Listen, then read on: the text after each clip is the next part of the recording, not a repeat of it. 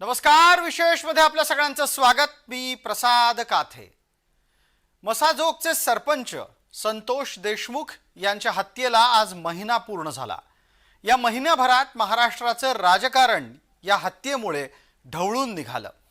याच दरम्यान राज्यामध्ये मंत्रिमंडळ स्थापन झालं, हिवाळी अधिवेशन संपन्न झालं, खाते वाटप झालं आणि आरोप प्रत्यारोपांच्या फैरी झडत राहिल्या। आजवरच्या वादामध्ये विरोधकांच्या निशाण्यावर राहिले आहेत ते धनंजय मुंडे। मात्र आता अचानक धनंजय मुंडे यांच्यासह अजित पवार यांचा सुद्धा नाव वादामध्ये ओढलं जात आहे। भारतीय जनता पार्टीचे आमदार सुरेश धस यांनी मुन्नी बदनाम हुई डार्लिंग तेरे लिए असं विधान केलं आणि या वादाला एक वेगळंच वळण लागलंय। त्यावरच आज विशेष चर्चा।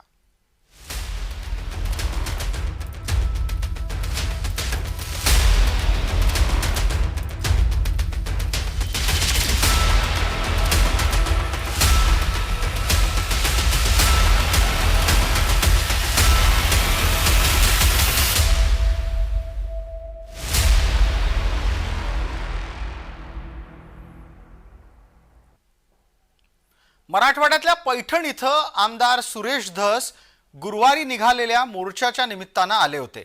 मेळाव्यामध्ये संतोष देशमुख यांच्या हत्येचा निषेध व्यक्त झाला आणि मेळावा संपल्यावर धस यांनी नवीनच तोफ डागली। मुन्नी बदनाम होणे याची दक्षता तुम्ही घेताय का? मुन्नी बदनाम झालेली अगोदरच। अच्छा, मुन्नी बदनाम हो गई डार्लिंग तेरे लिए। डार्लिंग जे आहे त्याच्यासाठी मी पूर्णपणे मुन्नी बदनाम झालेली आहे। मुन्नी बदनाम होणे याची दक्षता तुम्ही घेताय का? मुन्नी बदनाम झालेली अगोदरच। अच्छा, मुन्नी बदनाम हो गई डार्लिंग तेरे लिए। डार्लिंग जे आहे त्याच्यासाठी मी पूर्णपणे मुन्नी बदनाम झालेली आहे। दरम्यान मुन्नी बदनाम झाल्याच्या वक्तव्याचा दावा हा धस यांना कदाचित महाग पडण्याची शक्यता आहे। उपमुख्यमंत्री अजित पवार त्यांच्यावर संतापले आहेत। हे असले फालतू गोष्टी कुणी बोलत असेल तर मी स्पष्ट नावं घेऊन बोलणार आहे। त्याच्यामुळे त्याला विचारा कोण आहे ते। हे असले फालतू गोष्टी कुणी बोलत असेल तर मी स्पष्ट नावं घेऊन बोलणार आहे। त्याच्यामुळे त्याला विचारा कोण आहे ते। पण मुन्नी बदनाम आहे असं सांगून धस शांत बसलेले नाहीयेत, तर मुन्नी लफडेबाज आहे असं पुढचं वक्तव्य त्यांनी केलं आणि नवी खळबळ उडवून दिली। मुन्नी जे आहे, मी फक्त मुन्नीच्या बाबतीत एकच सांगतो की मुन्नी ही महिला भगिनी वगैरे नाही। ही राष्ट्रवादीतली मुन्नी ही पुरुष आहे आणि मी जे बोललोय त्या मुन्नीला 100% कळालेलं आहे, फक्त ती बाहेर आलेली नाही। मुन्नीचे सगळे लफडे सगळे सुपडे सगळं माझ्याकडे आहे। मुन्नीला एकदा बोलू द्या। अशा वेळी बदनाम मुन्नी लफडेबाज पण आहे असं धस जेव्हा म्हणतात तेव्हाच नेमकी वाल्मिकच्या कथित बेनामी संपत्तीचा तपशील देणारी माहिती माध्यमांमध्ये झळकायला लागते। पुण्यामध्ये वाल्मिक आणि त्याच्या सहकाऱ्यांनी गुन्हेगारीतून मिळवलेल्या संपत्तीच्या आधारे आलेला काळा पैसा पांढरा करण्यासाठी गुंतवणूक केल्याचं समजतंय।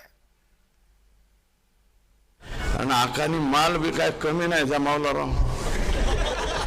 शिंबरी पारगाव तालुका माजलगाव सुदाम बापूराव नरवडे या व्यक्तीच्या नावावर 50 एकर जमीन। बरं का, हे दत्ता इकडे ये रे बाबा, हे गबाळ सांभाळायला जाऊ नाही कुठं।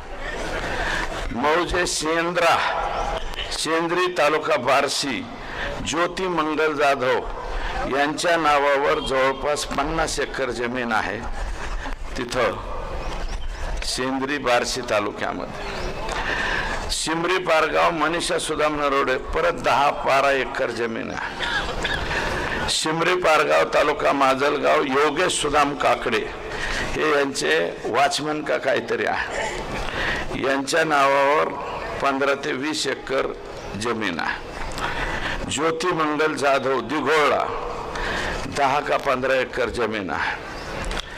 तर 7 दुने 14 हाँ 15 एकर जमीन खातेदार ज्योती मंगल जाधव दिघोळ तालुका जामखेड अशा पद्धतीच्या.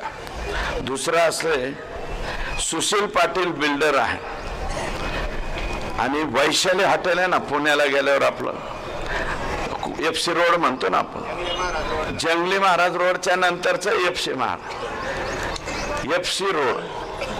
रोडला वैशाली हॉटेल आहे. वैशाली हॉटेलच्या पलीकड सुशील पाटील बिल्डर आणि छाजर त्याच्यात पार्टनरशिप आहे. तिथं एक शॉप असं काढताय, 7 शॉप आकानी बुक केलेत. 7 एका शॉपची किंमत आहे 5 कोटी रुपये. एका शॉपची किंमत आहे 5 कोटी रुपये आणि त्या शॉपचे नंबर सुद्धा मी आणले. 601, 602, 603, 604, 605, 606, 607. सुरेश धस ज्या रस्त्याचं नाव FC रोड असं म्हणतायत तो पुण्यातला प्रसिद्ध फर्ग्युसन कॉलेज रस्ता आहे.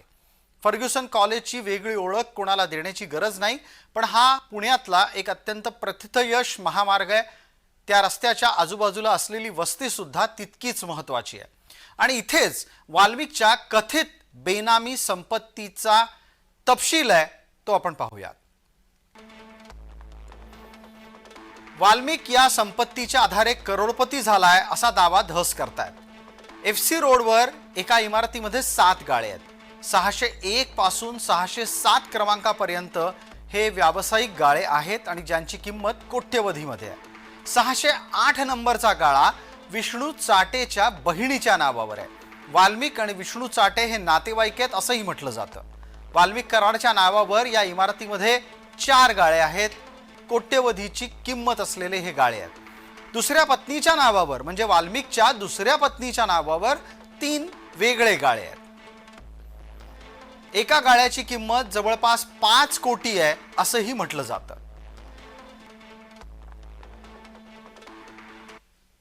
पुण्यातली ही बिल्डिंग नक्की आहे कुठे याचा तपशील आपल्या समोर आलाय. ती दिसते कशी तेही आपण पहा. आमचे प्रतिनिधी रोहन कदम यांनी घेतलेला आढावा आपण पाहणार आहोत. बीडच्या संतोष देशमुख यांच्या हत्येनंतर वाल्मिकरांसह सगळेच आरोपी जे आहेत ते जवळपास पुण्यामध्ये सापडलेले पाहायला मिळाले आणि याचं पुणे कनेक्शन नेमकं काय आहे हे समोर येत असतानाच आता वाल्मिक कराड यांचे पुण्यातील याच FC रोडवरच्या नव्या बिल्डिंग मध्ये जे आहेत ते जवळपास 7 गाळे जे आहेत ते 6व्या मजल्यावरती त्यांनी खरेदी केल्या असल्याचा खळबळजनक आरोप जो आहे तो सभेतून आमदार सुरेश धस यांनी केलेला आहे. FC रोडवरची ही कुशल हॉल स्ट्रीट नावाची बिल्डिंग आहे आणि या बिल्डिंग मध्ये वाल्मिक कराड आणि बीड मधल्या काही लोकांचे जे आहेत ते गाळे या ठिकाणी पाहायला मिळत आहेत. साधारणतः 5 कोटी रुपयांचा एक गाळा आहे आणि जवळपास 7 गाळे वाल्मिक कराड आणि त्यांच्या संबंधित असलेल्या काही लोकांच्या नावावरती असल्याचा खळबळजनक आरोप जो आहे तो झालेला आहे. आणि ज्यावेळेस ही माहिती याबाबतची अधिक घेण्यात आली त्यावेळेस समजतंय की हा सगळा वाल्मिक कराड यांनी पैसा हा हवालाच्या माध्यमातून जो आहे तो या ठिकाणी आणलेला आहे. जवळपास 40 कोटी रुपयांचे हे सगळे शॉप जे आहेत हे वाल्मिक कराड यांनी त्यांच्या कुटुंबातील काही लोकांच्या आणि निकटवर्तीयांना घेऊन दिल्याची माहिती जी आहे ती सध्या मिळते. आणि जवळपास 40 कोटी रुपयांचा व्यवहार जो आहे तो यासाठी झालेला आहे. का पैसा जो आहे तो नेमका वाल्मिकरांकडून कुठून आला हा देखील प्रश्न जो आहे तो उद्भवला जातोय. त्यामुळे नेमकं यामधलं सत्य काय हे तपासण्याचं काम यंत्रणा इथून पुढे करतील. कारण का जवळपास काही संपत्ती जी आहे ती वाल्मिक कराडांची मालमत्ता ताब्यामध्ये घेण्याची प्रक्रिया जी आहे ती बीडमध्ये काही दिवसांपूर्वी सुरू होती. त्यामुळे आता हे जे काही गाळे आहेत या गाळ्यांवरती देखील ताबा जो आहे तो इतर यंत्रणा घेतायत का हे पाहणं आगामी काळामध्ये महत्त्वाचं ठरेल. रोहन कदम, जय महाराष्ट्र न्यूज, पुणे. वाल्मिकच्या या कथित संपत्तीचा खुलासा होताच या प्रकरणात नवनवे सवाल उपस्थित होत आहेत आणि विशेष म्हणजे मवियामधून केवळ शरद पवार गटच त्यासाठी आघाडीवर आहे. वाल्मिक कराड जर एक्स्टॉर्शन अंडर त्यांची अरेस्ट झालेली आहे तर ईडी आणि PMLA हे का लावले गेले नाहीत? Very simple it is. Anil Deshmukh असेल, संजय राऊत साहेब असतील, नवाब मलिक असतील, किती तुम्हाला उदाहरणं सांगू जे ऑलरेडी 22 मध्ये त्यांच्यावर ईडीची केस आहे, नोटीस आलेली आहे, ही परत आहे. तर एक्स्टॉर्शनची ही नोटीस कंपनीने केलेली असताना why is there no action? म्हणजे अनिल देशमुख, संजय राऊत, नवाब मलिक यांना IQ गोष्टींवर त्यांच्यावर आरोप झाले, ईडीची केस झाली, त्यांना अटक झाली. वाल्मिक कराडांना ही स्पेशल ट्रीटमेंट सातत्याने का दिली जाते?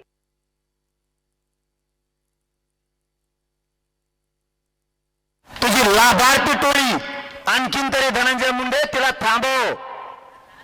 तू खोलात चाललाय, तू फसत चाललाय, तू फसणार आहे. आता तू मला खेटलाय, आता बघतो तू उभी. तो इतके मॅटर येतं परळीपासून मुंबईपर्यंत. तुमच्याकडे एक माणूस गाभार सांभाळायला पट्ट्याकडे लय मोठा आणून द्यायला लागलेत. इंग्लिश सोडून देतो, मराठी धरतो.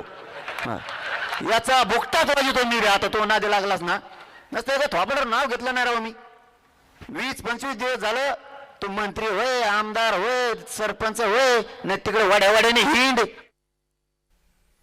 सुरेश धस हे सध्या बीड जिल्ह्यामध्ये मुंडे विरोधी आघाडीचं नेतृत्व करतायत. सुरेश धस यांच्या निशाण्यावर सर्वप्रथम आहेत धनंजय मुंडे. त्या पाठोपाठ अजित पवार हे सुद्धा धनंजय मुंडे आणि इतरांच्याहीच बरोबर सुरेश धस यांच्या निशाण्यावर आलेत.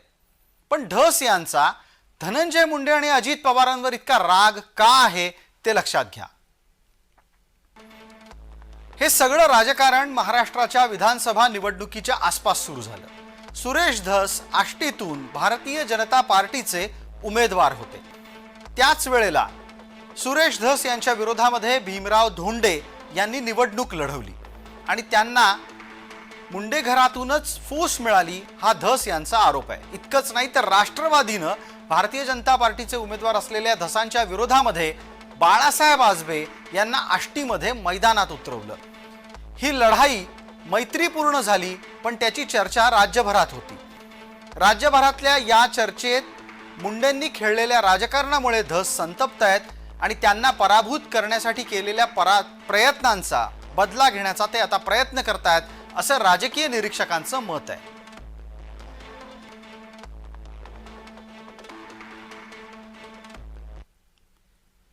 या सगळ्या प्रकरणामध्ये एकीकडे धस यांनी मुंडेंच्या विरोधामध्ये मोर्चा उघडला असताना वाल्मिक आणि धनंजय मुंडे यांचे संबंध उघड झाले. संतोष देशमुख हत्या प्रकरणामध्ये वाल्मिक कराड मुख्य सूत्रधार असल्याचा आरोप वारंवार होतोय. धनंजय मुंडे यांची वाल्मिक सोबतची दोस्ती त्यांना महागात पडणार की काय अशी शक्यता म्हणूनच चर्चिली जाते आहे. म्हणूनच बीडची मुन्नी कोण या प्रश्नाचं पहिलं उत्तर मिळतं आणि ते असतं वाल्मिक कराड.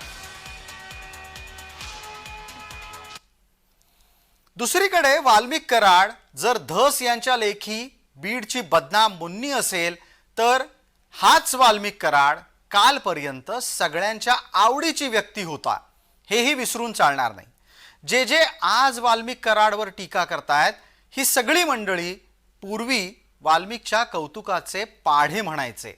एक उदाहरण दाखवतो. आपल्या या कार्यक्रमाची कल्पना त्यांनी मांडून अभूतपूर्व असा कार्यक्रम केला आणि जे या कार्यक्रमात व्यासपीठावर बसलेले नाहीत ते वाल्मिकराव कराड. वाल्मिकराव कराडनं मी माझ्याकडे घेऊन जातो, मला उधारीवर द्या. असा माणूस बरोबर असणं ही प्रचंड मोठी उपलब्धी आहे. त्यांना घेऊन जातो ना